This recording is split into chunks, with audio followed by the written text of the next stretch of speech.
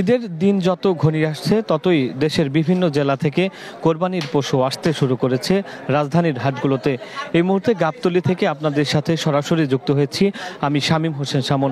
এই মুহূর্তে যদি আমি আপনাদেরকে একটু দেখানোর চেষ্টা করি যে গাবতলী যে হাট রয়েছে সেখানে কিন্তু দেশের বিভিন্ন জেলা থেকে কিন্তু সকাল থেকে শুরু করে রাত পর্যন্ত কিন্তু বিভিন্ন জেলা থেকে কোরবানির পশু এসেছে এবং আমরা দেখছিলাম যে এখনও কিন্তু বিভিন্ন জেলা থেকে ট্রাকে করে এবং বিভিন্ন মাধ্যমে কিন্তু বিভিন্ন জেলা নাটোর, রাজশাহী সহ দেশের বিভিন্ন জেলা থেকে এসব কোরবানির পশু এসেছে এবং আমরা যেমনটি লক্ষ্য করেছি যে ক্রেতাদের যে আনাগোনা সেটি কিন্তু আমরা দেখেছি যে তুলনামূলক কিন্তু অন্যান্য বছরের তুলনায় কিন্তু এবার কম এবং যারা আসছেন তারা মূলত এই মুহূর্তে যাচাই বাছাই করছেন এবং কেনার জন্য খুব কম ক্রেতাই মূলত এখানে এসেছেন এবং আমরা যারা পাইকার এবং খামারি রয়েছেন তাদের সাথে কথা বলেছি। তারা যেমনটা জানিয়েছেন সময় যত বাড়বে ততই কিন্তু মূলত এই যে বেচাকেনা সেটি জমে উঠবে এবং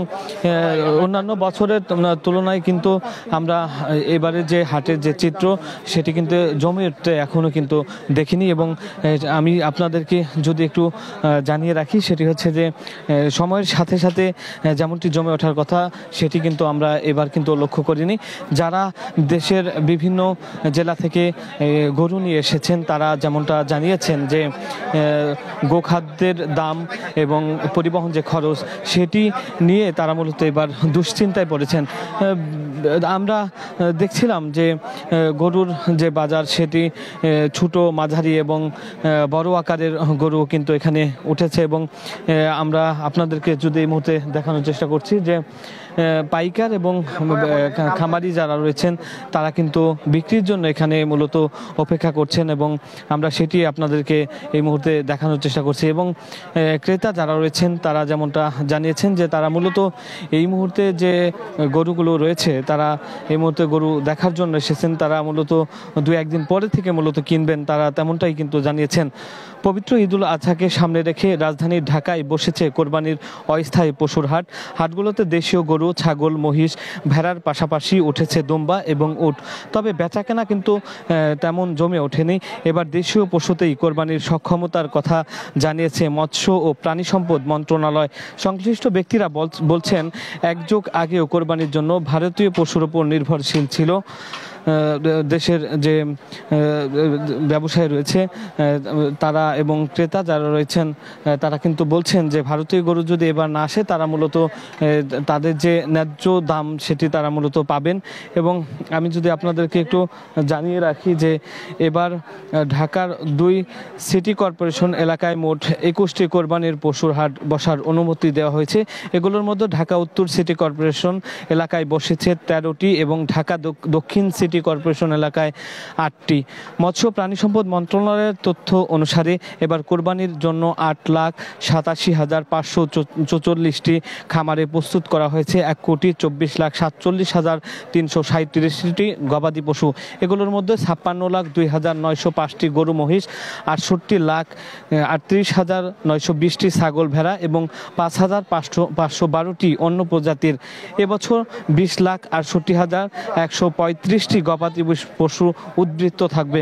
গত বছর প্রস্তুত ছিল 1,29,80,367টি। জানা গেছে কোরবানির পশুর চাহিদার 70% আসবে 3টি বিভাগ থেকে। এর মধ্যে 35% আসবে রাজশাহী বিভাগ থেকে। প্রাণী সম্পদ অধিদপ্তরের প্রাথমিক হিসাবে দেশে এবার প্রায় 67,000 কোটি টাকার কোরবানির পশু বিক্রি হবে। আমি যদি আপনাদেরকে একটু জানিয়ে রাখি দিন যত যাচ্ছে দেশের বিভিন্ন জেলা থেকে কিন্তু কোরবানির পশু এই হাটগুলোতে আসতে শুরু করেছে এবং পাইকার যারা রয়েছেন তারা কিন্তু বিক্রির জন্য অপেক্ষা করছেন। তবে আমরা যেমনটি দেখেছি যে বিক্রির জন্য যারা পাইকার এবং খামারি রয়েছেন তারা অপেক্ষা করলেও ক্রেতাদের আনাগোনা কিন্তু একেবারেই কম। যারা আসছেন তারা মূলত এই যে হাট রয়েছে সেখানে তারা মূলত যাচাই বাছাই করছেন এবং তারা মূলত এখনই কেনার জন্য এখানে আসেননি এবং আমরা ক্রেতাদের সাথে কথা বলেছিলাম। তারা যেমনটা বলেছেন যে গত কয়েক বছরের তুলনায় এবারে যে কোরবানির যে পশু সেটির দাম কিন্তু অনেক বেশি এবং বিক্রেতারা যারা রয়েছেন তারা যেমনটা বলছেন যে গবাদি পশুর যে খাদ্যের যে দাম সেগুলোর কারণে মূলত তারা একটি ন্যায্য দামে মূলত এটি বিক্রি করতে চান। এবং আমি যদি আপনাদেরকে দেখানোর চেষ্টা করছি, মাঝারি আকৃতির গরুর পাশাপাশি কিন্তু বড় আকৃতির যে গরু সেগুলোও কিন্তু এখানে পর্যাপ্ত পরিমাণ বিভিন্ন জেলা থেকে এসেছে। এবং আমি যদি আপনাদেরকে দেখানোর চেষ্টা করছি যে বিভিন্ন জেলা থেকে যেসব পাইকার এবং ব্যবসায়ী যারা রয়েছেন তারা কিন্তু বিক্রির জন্য এখানে বসে আছেন। এখনও কিন্তু ক্রেতাদের যে আনাগোনা সেটি কিন্তু আমরা এখনও কিন্তু সেভাবে লক্ষ্য করিনি। এবং আমরা যেসব ক্রেতাদের দেখছি তারা বেশিরভাগই কিন্তু মূলত দাম যাচাই করার জন্য তারা এখানে এসেছেন। এবং বিক্রির যে বিষয়টি, ঈদের যেহেতু অল্প কিছুদিন বাকি, সেক্ষেত্রে বিক্রি যেভাবে জমে ওঠার কথা সেটি কিন্তু আমরা এই মুহূর্তে লক্ষ্য করিনি। এবং এই মুহূর্তে যদি আমি দেখানোর চেষ্টা করছি যে গরুর হাটের চিত্রটি হচ্ছে যে প্রচুর পরিমাণ মানে বিভিন্ন জেলা থেকে আসা যেসব গরু রয়েছেন সেগুলো নিয়েই মূলত পাইকার এবং ব্যবসায়ীরা মূলত বিক্রির জন্য এখানে অপেক্ষা করেছেন। এবং আমি আপনাদেরকে যদি দেখানোর চেষ্টা করছি যে রাত বাড়ার সাথে